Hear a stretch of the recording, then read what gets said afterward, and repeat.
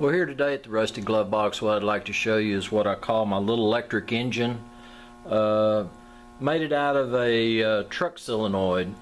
I took the piston out of the truck solenoid, made my own piston, used a little weed eater crankshaft, a micro switch, a couple of little small pillar block bearings, made my own flywheel.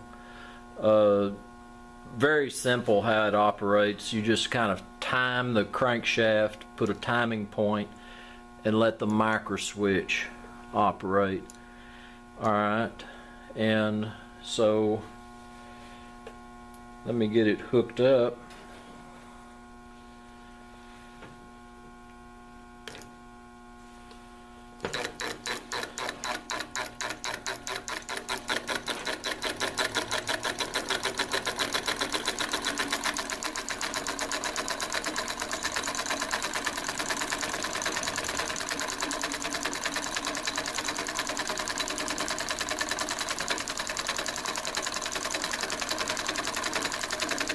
The little counterweighted crankshaft kind of helps at low RPM for it to go ahead and turn over like any other. And it's not balanced very well, but that really wasn't the object. It was just simply to get something that would operate, and without any machine work at all.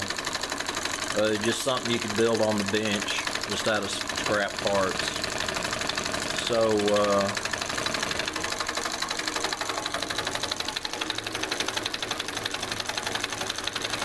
as you can see, it works pretty well.